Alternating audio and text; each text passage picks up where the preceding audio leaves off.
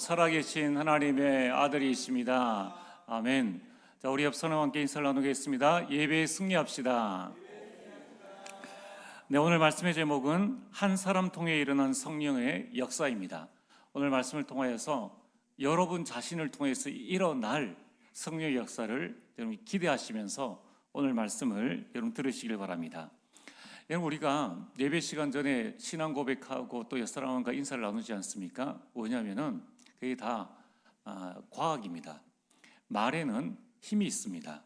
여러분, 우리가 계속 못 살겠다, 안 된다 이런 말을 들으면 힘 있는 사람도 그 모든 힘들을 다 빼앗깁니다.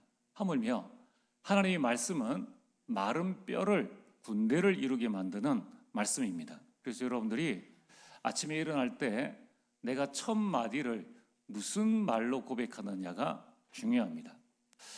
여러분, 주는 그리스도시요 살아계신 하나님의 아들이십니다. 그 외에도 여러분이 인생에 나의 신앙 고백되어지는 말씀을, 나의 정말 힘이 되어지는 말씀을 여러분 한번 매일 아침에 고백하시길 바랍니다. 그러면은 그 고백이 내 귀에 들리고 내 뇌와 내 영혼 속에 각인되어지고 쌓이면은 성령의 역사가 일어나는 거예요. 자, 이제 이번 주가 10월을 마치고 11월을 시작하는 주간입니다. 한번 이번 한 주간에 나의 인생 고백되어지는 말씀 또는 내 인생의 신앙 고백은 무엇인가 결정해 보시고 11월 한 달 동안 한번 도전을 해보세요. 신앙생활은 허무맹랑한 게 아닙니다. 그럼 신앙생활은 확실해야 돼요. 신앙생활은 영적 과학이고 영적 사실을 붙잡고 응답받는 겁니다. 그러면 여러분들이 과학에는 검증되어진 것을 말씀하는 거죠. 그걸 여러분들이 마음에 딱 붙잡는 것입니다. 자, 오늘 마태복음 8장을 먼저 보면은 마태복음 8장에 예수님께서 제자들과 함께 배를 타고 바다를 건너고 있었습니다. 마침 그때에 바람이 불고 이 물결이 일어나서 배가 흔들리고 배가 뒤집힐 그런 지경이 되어졌습니다. 얼마나 무섭겠습니까?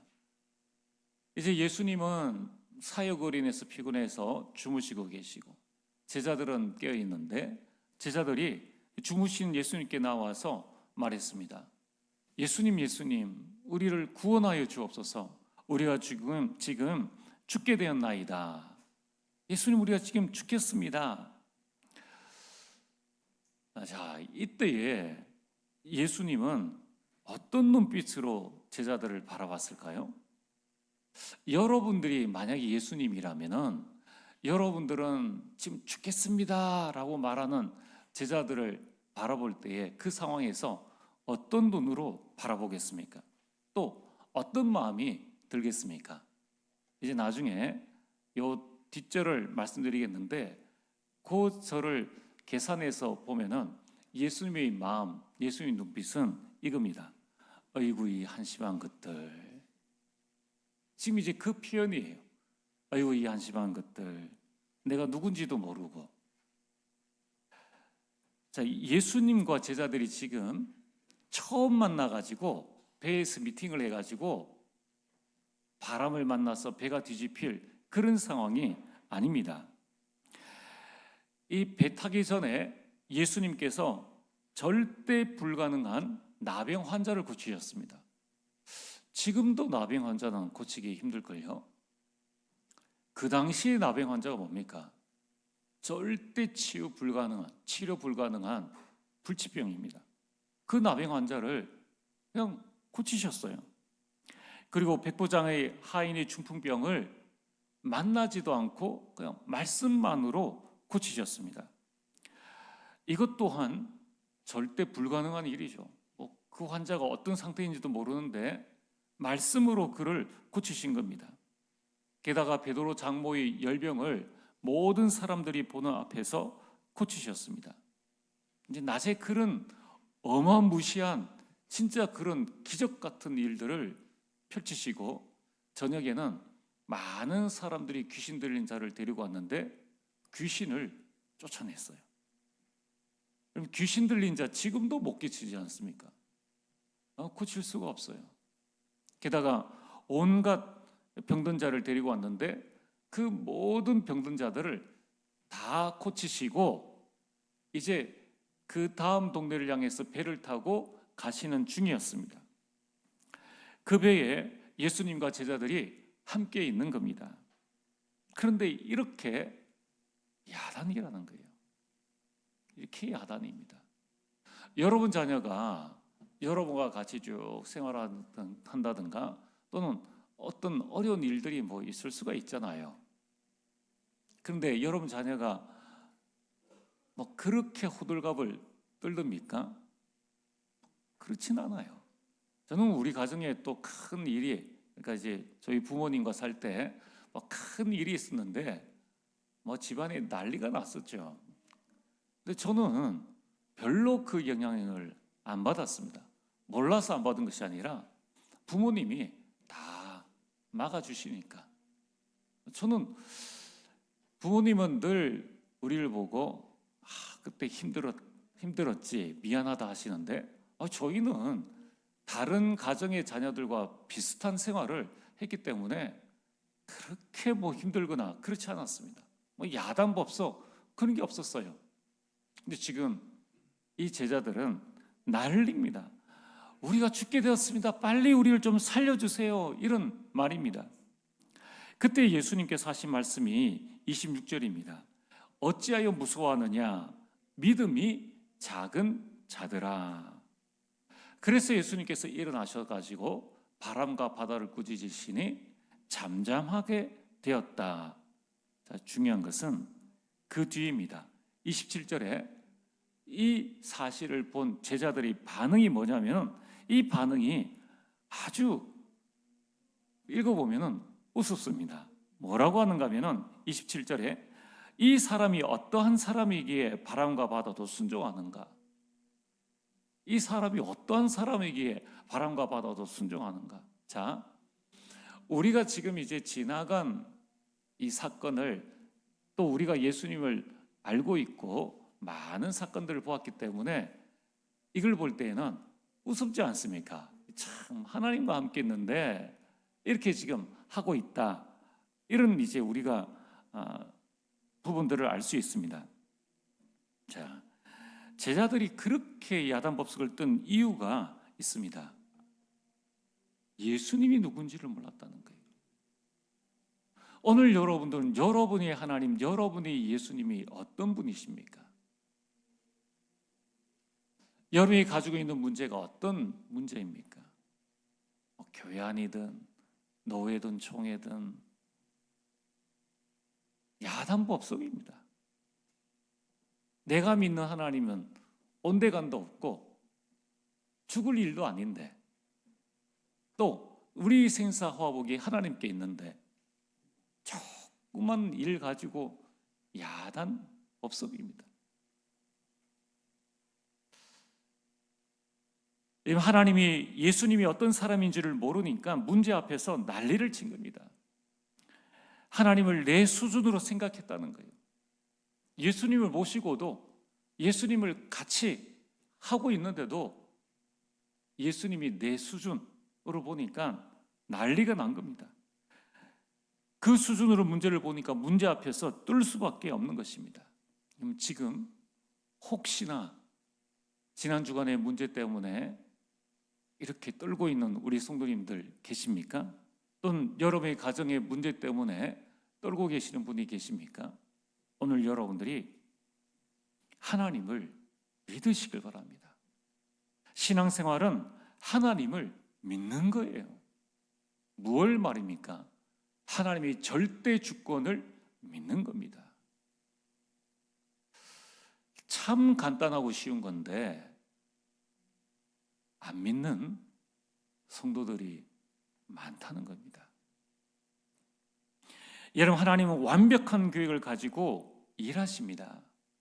창세기 1장 1절에서 31절에 천지 창조를 하셨는데 하나님께서 천지 창조를 하시고 마지막에 하신 말씀이 하나님 보시기에 심히 좋았더라. 하나님이 일하시는 정도가 이 정도입니다. 하물며 하나님께서 이렇게 완벽하게 일을 하신다는 거예요. 그럼 그 하나님을 믿으시길 바랍니다. 문제 가운데 있습니까? 문제가 나를 어렵게 할 거다라는 믿음이 있으니까 두렵지 않습니까? 그 문제를 주장하신 분이 하나님이시다는 것을 믿으면 두려움이 올 이유가 없죠. 하나님은 절대로 실수하지 않으십니다. 요한복음 9장 1절에 3절에 나면서 맹인된 사람을 향하여서 제자들이 물었습니다. 예수님, 저 사람이 맹인되어진 것은 부모의 죄 때문입니까? 자신의 죄 때문입니까? 하나님의 완벽한 계획을 알지 못하는 사람은 시시비비를 가립니다. 그러나 예수님은 하나님의 계획을 알려주십니다. 그를 통하여 하나님이 하고자 하시는 일이 있음이니라.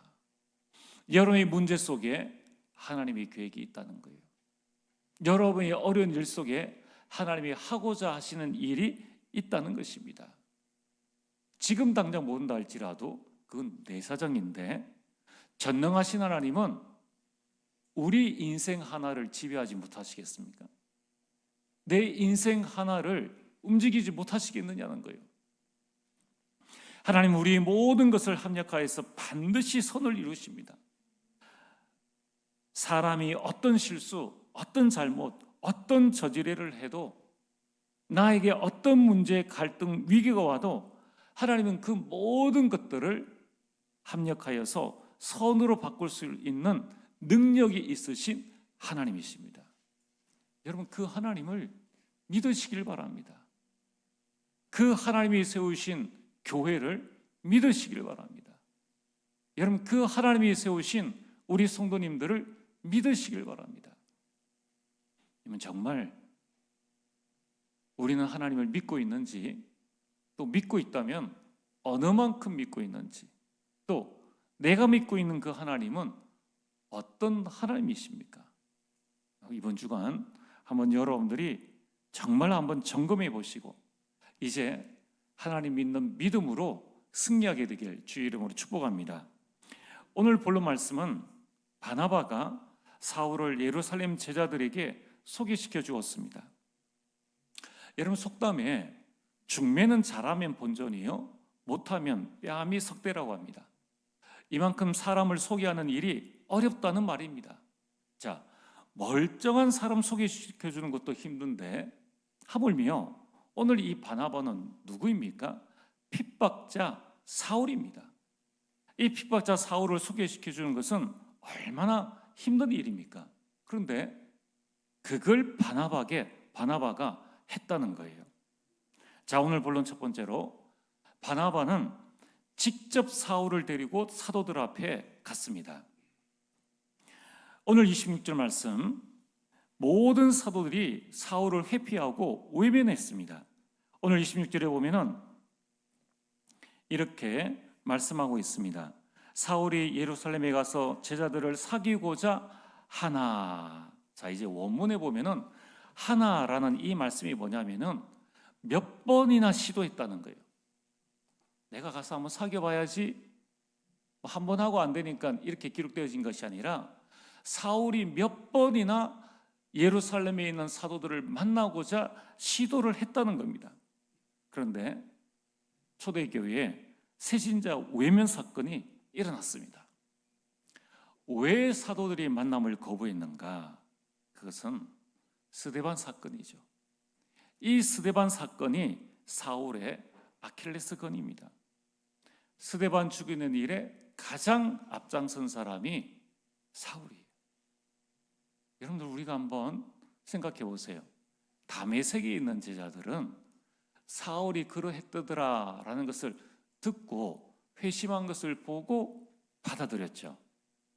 예루살렘에 있는 제자들은 스데반을 죽이는 일에 앞장선 것을 받고, 또 자기와 함께 신앙생활을 하고 있는 7 지사 중 신실한 한 사람이 죽임을 당한 것을 받고 스데반의 가족이 있고 친척이 있고 친구도 있는 그런 입장입니다.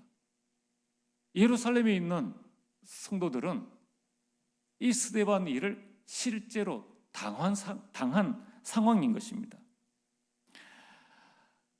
자, 이때에 바나바가 나타났다는 겁니다. 바나바가 위험을 무릅쓰고 사울을 만났습니다. 그리고 오늘 27절 말씀처럼 바나바가 데리고 사도들에게 가서라고 말씀하고 있습니다. 그러니까 직접 데리고 직접 갔다는 거예요. 가서 사도들에게 세 가지를 말했습니다. 사울이 길에서 어떻게 주를 보았는지, 또 주께서 사울에게 무슨 말씀을 하셨는지, 다메섹에서 사울이 어떻게 예수의 이름으로 담대히 말했는지를 사도들에게 전했습니다. 자, 질문. 바나바는 어떻게 이 내용을 알고 있었을까요? 바나바가 다메섹에 간 게 아닙니다. 다메섹에 있는 사울이 예루살렘에 왔고 바나바는 이 예루살렘에 그대로 있었다는 겁니다. 정답은 바나바가 사울을 직접 만났습니다. 만나서 대화를 하고 바울이 정말 그리스도인이 되었는가, 그 회심의 진정성을 확인했습니다. 왜 직접 만났는가? 여기에는 이유가 있죠. 교회와 사도와 성도들을 보호하기 위해서입니다. 정말로 사울이 그리스도인을 잡으려는 연기를 했다면 사울을 바로 사도들에게 데리고 갔을 경우 모두가 잡혀가게 됩니다. 이처럼 이 초대교회가 해결할 중요한 일이 생겼을 때에 누가 나섰습니까? 중직자 바나바가 직접 뛰어들어서 그 문제를 해결했습니다. 실제로 초대교회 또 초창기 이 신앙생활에 있을 때에는 많은 첩자들이 그리스도인 척하면서 거기에 들어가서 거기에 있는 모든 신도들을 잡아가는 일들이 비일비재했습니다. 그 일에 이 바나바가 직접 나서서 사울을 만난 거예요. 이거는 생명을 건 일입니다. 여러분, 그리고 나서 바나바가 사울을 사도들에게 소개시켜 주었습니다. 그 말은 뭐냐면은 내가 사울을 보증하겠다는 거예요. 이 바나바는 사울의 보증인 역할을 했습니다. 믿을 수 있으니까 데리고 가는 것이죠. 그리고 사도들과 중재를 했습니다. 여러분, 이처럼 바나바의 말이 사도들과 예루살렘 제자들이 모든 불신을 잠재웠습니다. 교회 안에 이런저런 말이 있는데 이런 말을 잠재울 수 있는 중직자가 없다. 교단 안에, 교회 안에, 기독교 안에 이런저런 일이 있는데 이걸 잠재울 수 있는 믿는 자의 말이 없다. 얼마나 아쉬운 일입니까? 얼마나 서글픈 일입니까? 그런 말을 하는 사람을 보고 어른이라고 하는데 어른이 없다는 거예요. 그래서 소문만 무성하게 나고 이런 말 저런 말 다 퍼지고 아무도 말하지 않는 교회가 되어진다면 그 교회는 사단의 놀이터가 되어지고 만다는 겁니다. 오늘 여러분들이 많은 생각을 해보셔야 됩니다. 어떤 사람은 말로 온갖 교회의 불신을 키우는 사람이 있는가 하면은 어떤 사람은 한마디의 말로 교회 안의 모든 불신과 모든 문제를 잠재우는 사람이 있습니다. 오늘 우리 모든 성도님들은 바나바 같은 사람이 되어지길 주의 이름으로 축복합니다. 오늘 두 번째로 바나바는 사울을 교회로 연결시켰습니다. 아주 중요하죠. 교회화시켰다는 거예요. 여러분, 사울은 실제적으로 유대교의 거물입니다. 지금으로 말하면 국회의원 이상 되어지는 거물입니다. 이 거물을 바나바가 만났습니다. 그리고 나서 바나바가 이 사도와 성도들에게 연결시켰습니다. 자, 28절에 보면은 사울이 바나바와 함께 있어라고 말하지 않고 제자들과 함께 있어. 그리고 30절에 보면은 형제들이라고 말씀하고 있습니다. 이게 보통 말씀이 아니에요. 여러분, 우리가 교회에 온 새신자를 살리고 복음의 뿌리를 내리게 하는 방법이 바로 교회로 연결시키는 거예요. 자, 교회화가 왜 중요합니까? 오늘 29절과 30절에 보세요.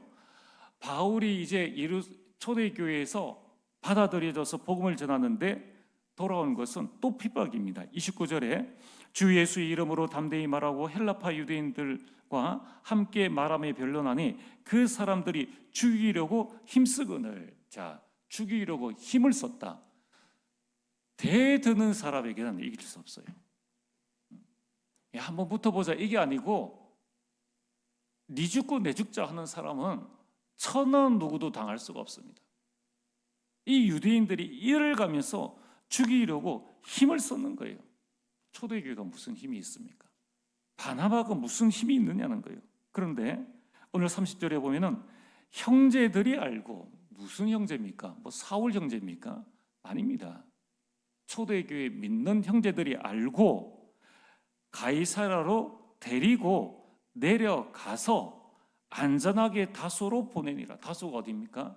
사울의 고향입니다. 갈 때까지 안전을 책임져 줬다는 거예요. 자, 여러분들, 사울을 혼자 보내지 않고 교회가 힘을 합쳐가지고 사울을 안전하게 보호했다는 거예요. 바나바 혼자 할 수 있습니까? 혼자 할 수 없다는 거예요. 여러분, 우리가 현장에서 개인을 전도해서 영접하고 또 그 현장에서 내가 교회 데려오기 전에 개인 양육을 합니다. 그러면 그 다음에 교회에 등록을 시킵니다. 그리고 나서 어떻게 해야 되겠습니까? 반드시 교회와 연결을 시켜야 합니다. 구역에 연결하고 전도에 연결하고 교회 학교에 또 직분자라면 장로회, 안수집사회, 권사회 많은 믿음의 형제들, 자매들과 연결을 시켜야 되는 거예요.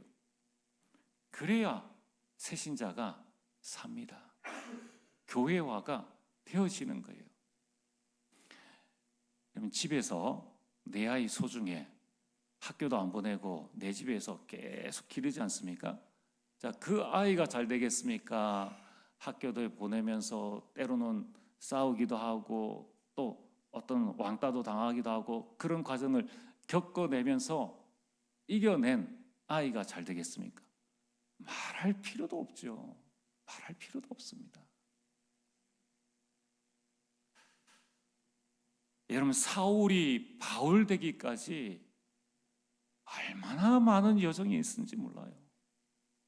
그 여정 가운데에 성령께서 얼마나 정확하게 간섭하셨는지 모릅니다. 여러분, 사울이 예루살렘 교회, 초대교회에 왔을 때는 그 한 사람입니다. 다른 사람은 다 사울 알아도 사울은 다 몰라요. 교회에 새 가족이 오면은 새 가족은 아무리 똑똑해도 어리둥절하죠. 아니 뭐 서울대를 나와도 어떻게 한 번만에 이 모든 사람을 다 알 수 있겠습니까? 우리는 새 가족 한 사람이 오면 다 알 수 있죠. 그러면 이 새 가족이 누구든지 자기를 데리고 온 사람을 쫓아다니지 않겠습니까? 그러면은 그 사람이 이 새 가족을 내 사람 만들고 내 말 들어, 내 사람 돼야 돼, 내 제자 돼야 돼.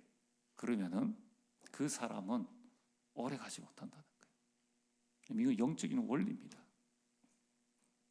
바나바는 손을 딱 놨어요. 딱 놓고 하나님을 믿고 교회에 맡긴 것입니다. 나중에 바울이 저 교회 문제에 있는 교회들에게 이 편지 쓰는 걸 한번 보세요. 얼마나 교회론이 철저한지 모릅니다. 개인 사상 하나도 들어가지 있지 않습니다. 만약에 내 제자 만든다면 사울은 바울 될 수가 없는 거예요. 여러분, 오늘 세 번째로 이 바나바 한 사람을 통해서 교회는요 부흥의 부흥을 거듭하게 됩니다. 오늘 31절 말씀입니다. 바나바 한 사람을 통해서 일어난 결과가 뭡니까? 교회가 평안해졌습니다. 안정되었다는 거예요. 교회가 든든해졌습니다. 바탕이 튼튼해졌다는 거예요. 그러면서 주를 경외함과 성도들의 믿음이 굳건하여지고 성령의 위로 교회의 성령의 역사가 일어났습니다. 그 결과 성도의 수가 많아졌다는 거예요. 보세요.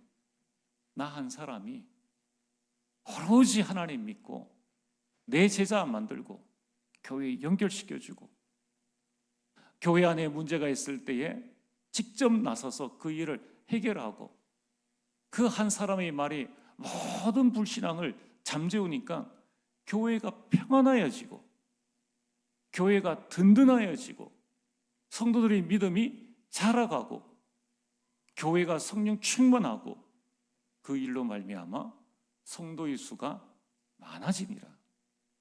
우리가 전도한다고 부흥되어집니까? 교회의 기본 바탕이 되어져야 된다는 거예요.